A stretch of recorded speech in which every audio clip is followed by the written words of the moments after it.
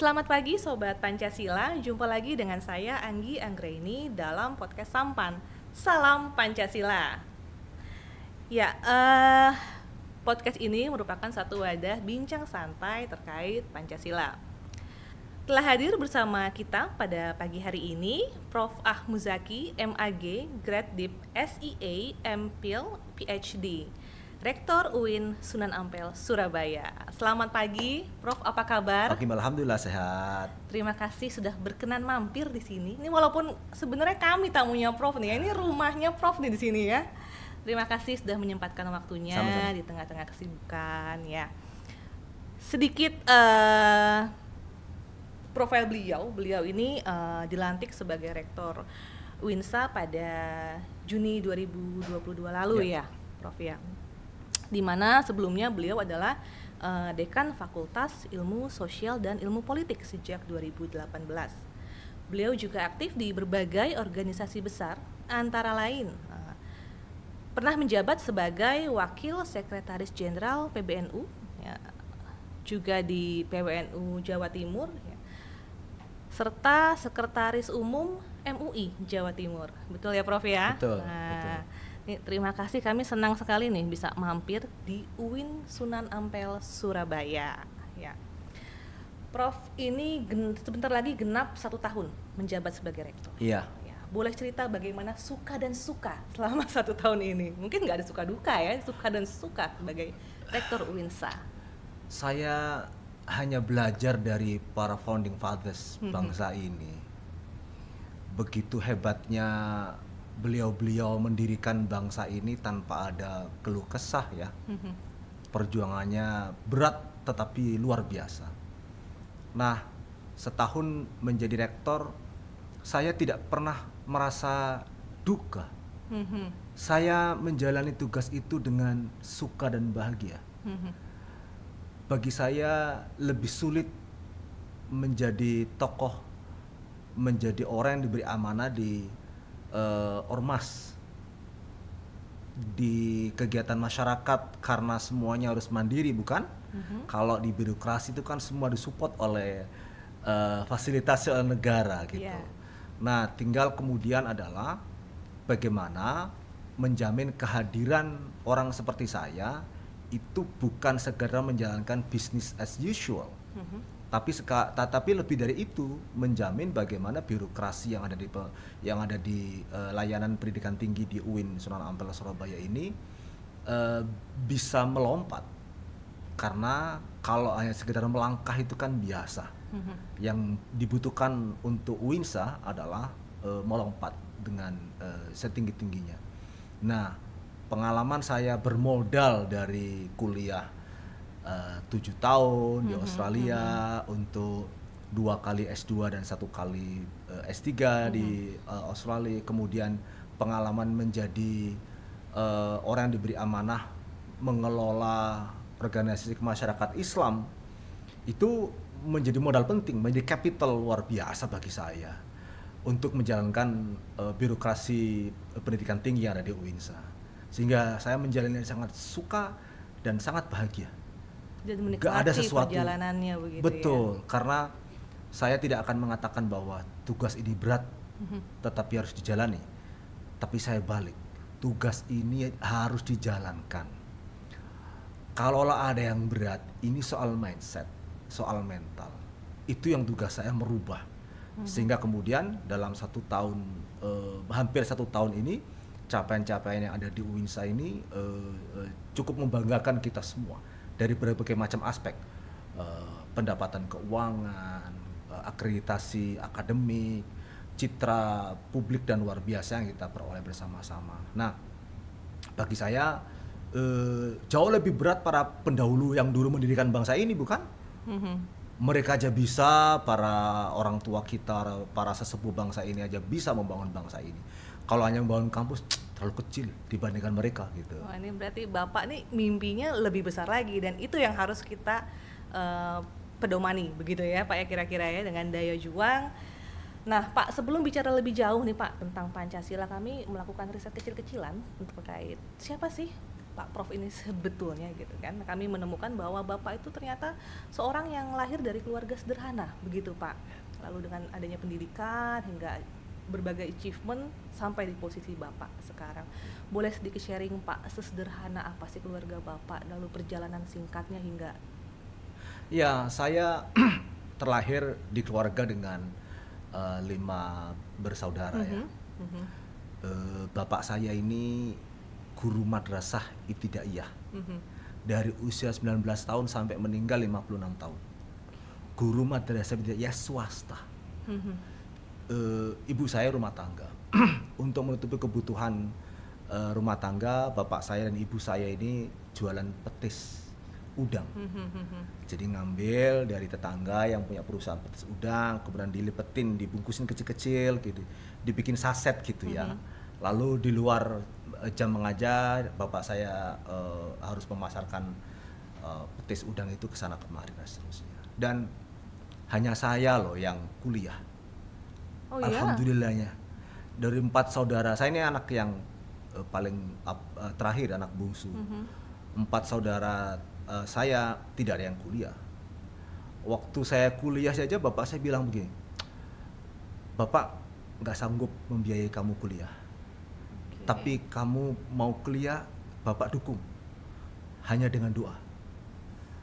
Nah, doa bapak saya, ibu saya itu kemudian membuat seluruh proses perkuliahan saya sejak semester kedua sampai saya kemudian selesai S1, S3, S2 saya 3 kali, kemudian S3 lagi sekali di Australia, itu semuanya beasiswa. Nggak ada yang biaya sendiri, semuanya beasiswa. Bahkan kenapa bapak saya yakin, udahlah bapak hanya dukung doa, karena waktu saya di Madrasah Aliyah Negeri di Sidoarjo itu saya sudah mendapatkan beasiswa dari Ikatan Alumni Madrasah Aliyah. Nah, bagi saya dan juga keluarga saya, pendidikan itu untuk konteks kami satu-satunya alat untuk mobilisasi vertikal bagi anak bangsa. Kalau tidak ada beasiswa, tentu tidak akan ada anak bangsa Indonesia yang kira-kira punya potensi besar itu bisa mengalami mobilisasi vertikal. Nah, kenapa begitu? Maka saya ini orang yang paling bersyukur pada Indonesia. Saya ini orang yang paling bersyukur kepada pemerintah. Saya ini orang yang paling bersyukur kepada orang-orang tua, karena kalau tidak ada keseriusan mereka mengelola negara ini, mengelola bangsa ini, gak mungkin dong orang seperti saya dari keluarga yang sangat terbatas bisa kuliah S1, lalu bisa mendapatkan beasiswa. Saya punya S2 itu 3 kali, Mbak. Sekali di Surabaya,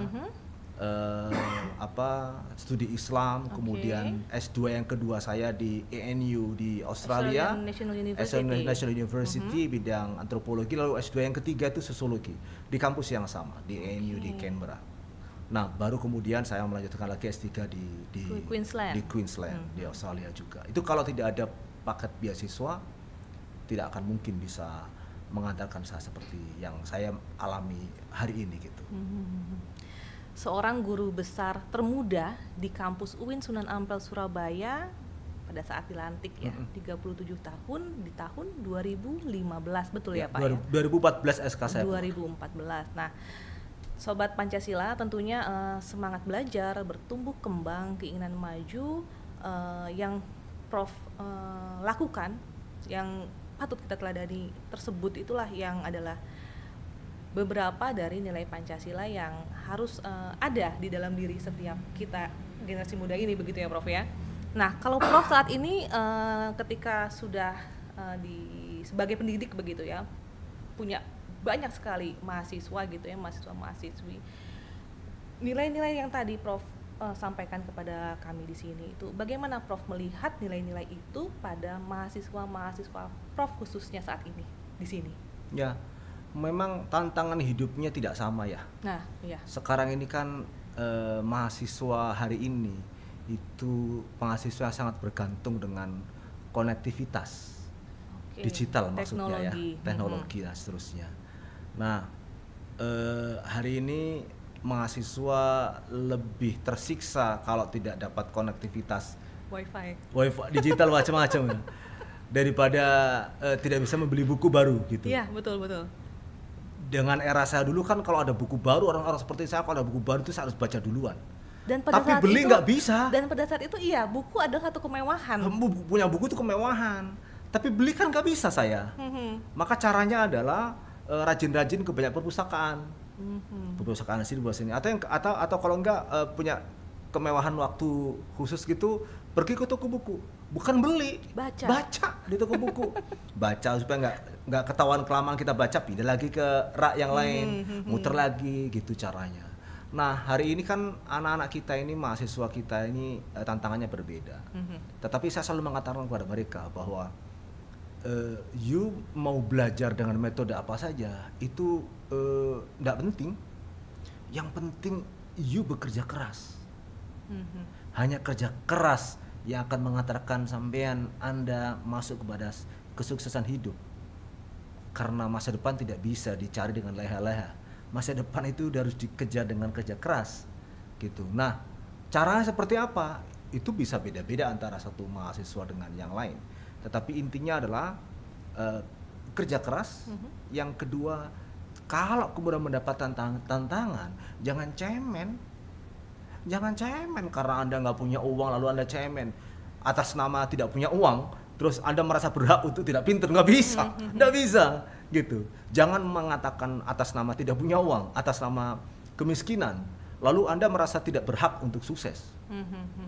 Kemiskinan jangan jadikan sebagai penghalang.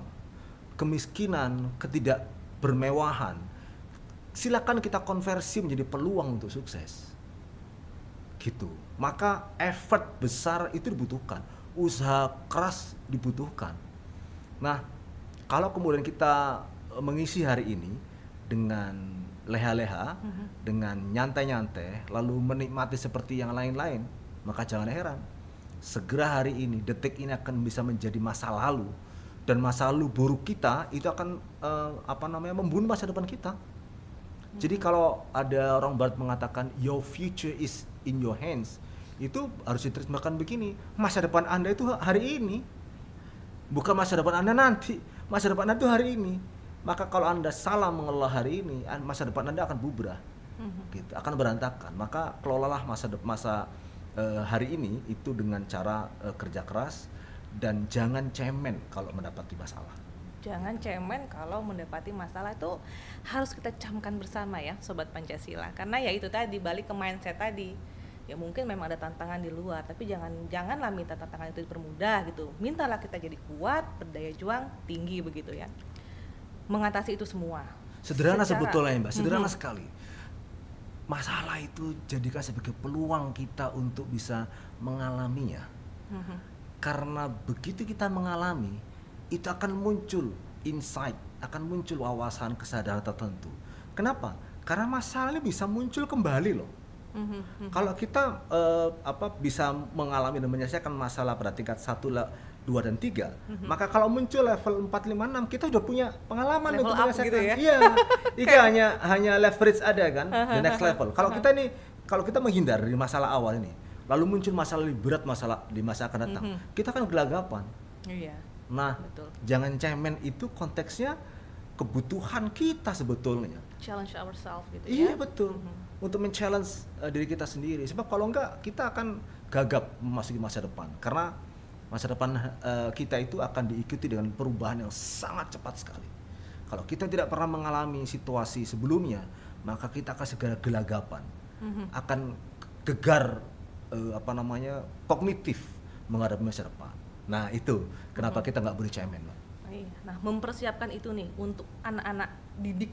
Nah, spesifiknya di UINSA ini tentunya. Apa yang program-program dari kampus yang sudah dilakukan? Ya, begini, kampus ini sangat terkenal, sangat punya pengalaman panjang pada bidang pendampingan masyarakat.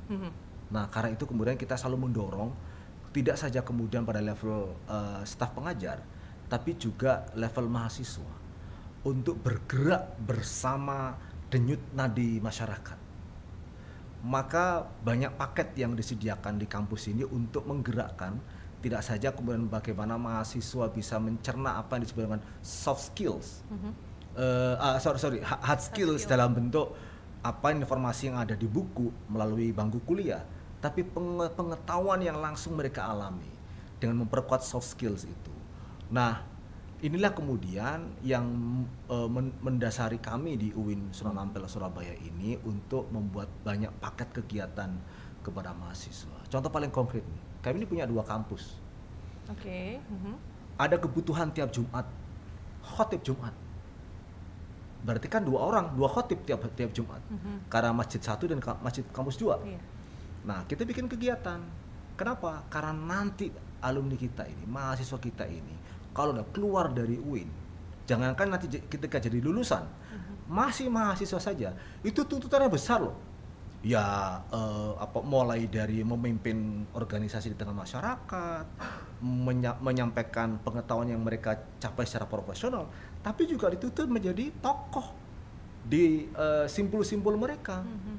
Maka kita bikin pelatihan untuk menjadi khotib gitu, karena kalau di tengah masyarakat itu kan ekspektasi masyarakat kan beda dengan yang diketahui oleh mahasiswa ketika kuliah. Apa saja bisa terjadi gitu.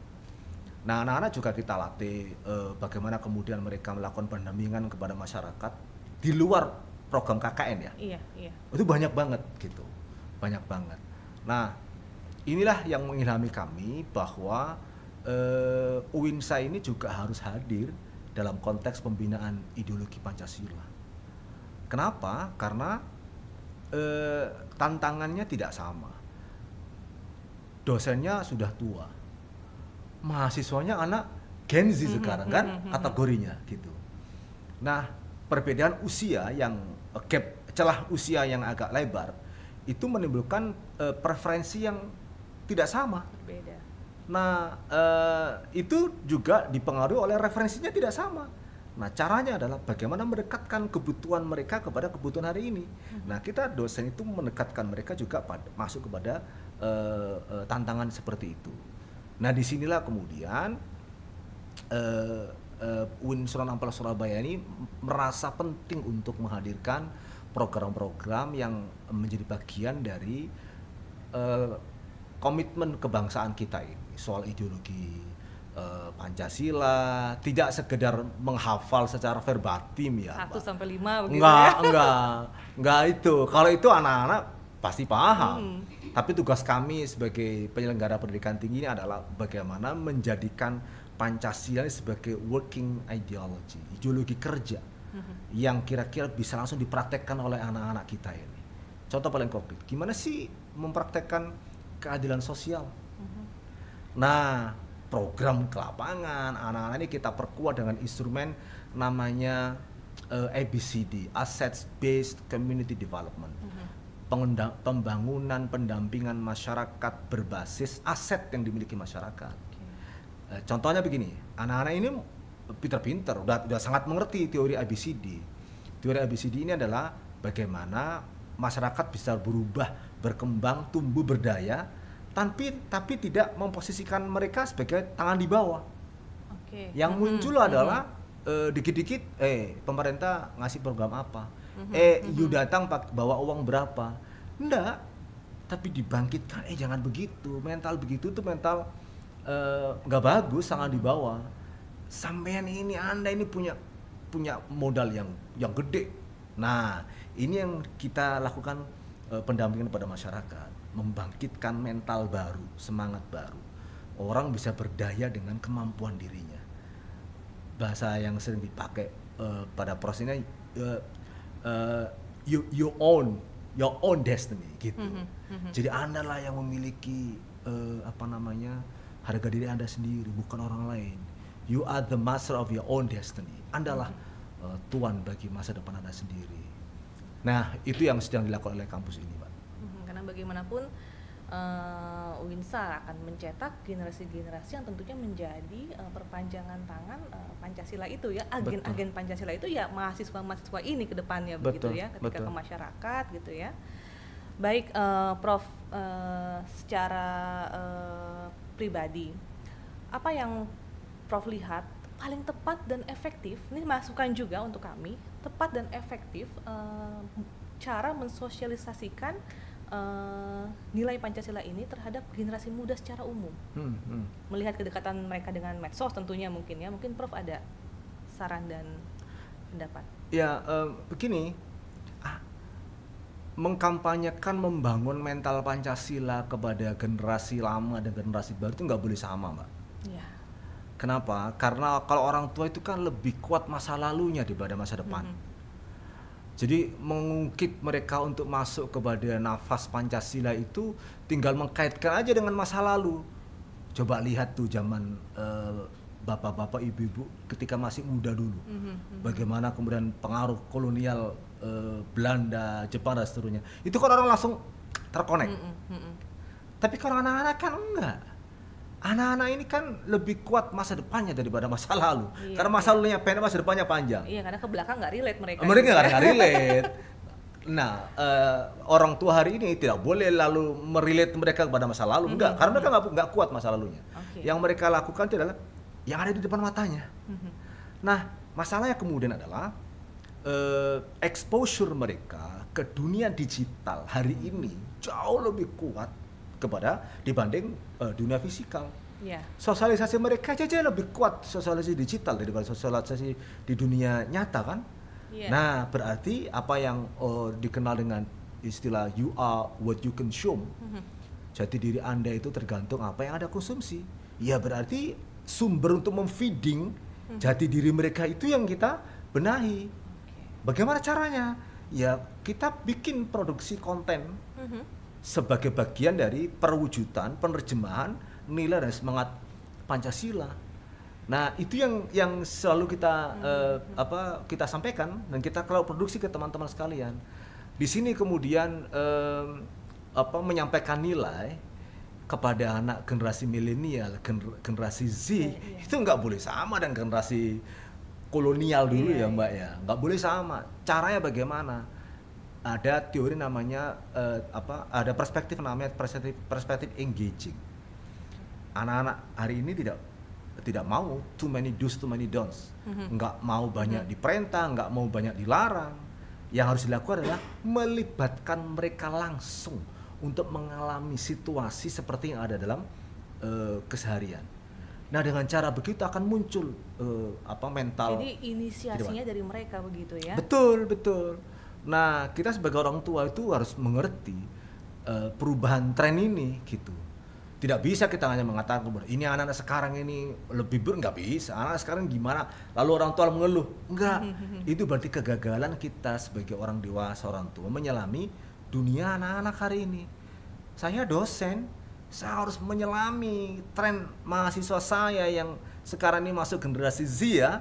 Saya harus menyelami apa sih selera mereka, bagaimana cara berpikir mereka. Ketika ada nilai seperti Pancasila, lalu menurunkan kepada mereka itu bagaimana caranya. Faktanya luar biasa Mbak, sukses Mbak. Contoh nih ya, saya ingin mengatakan penghormatan anak muda kepada orang tua. Saya ngajar, saya ambil video 1 menit. Itu ada anak-anak sekira-kira anak SD kelas 5 pakaian pramuka dengan bahasa Surabayaan itu nuding-nuding wali kelasnya, gurunya pakai bahasa Surabaya yang kasar gitu, marah-marah, nyebut orang tua kon itu kamu itu jangan ikut-ikut, mulutmu awas kamu kok di luar. Nah, video 1 menit itu kemudian kalau ngajar saya tuh selalu memulai pembelajaran dengan video Mbak. Saya ambil video yang syarat nilai atau ada kasus, saya share ke mereka. Coba apa komentar Anda? Otomatis perhatikan gitu ya? Otomatis Mbak. Lalu kemudian komen silakan berikan.